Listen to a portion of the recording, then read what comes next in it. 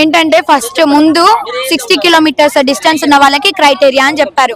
ఇప్పుడు కూడా అదే చెప్పారు, కానీ మళ్ళీ ఏం మార్చారంటే మా స్ట్రెంత్ ఎక్కువ ఉండేసరికి సెకండ్ ఇయర్స్ 170 క్రైటీరియా, ఆ కిలోమీటర్స్ డిస్టెన్స్ ఉన్న వాళ్ళకే హాస్టల్ ఇస్తామని చెప్పారు. అంటే ముందు ఇంకా 150 వాళ్ళు ఏమైపోవాలి సార్? మేము చాలా దూరం నుండి వచ్చే వాళ్ళం కదా.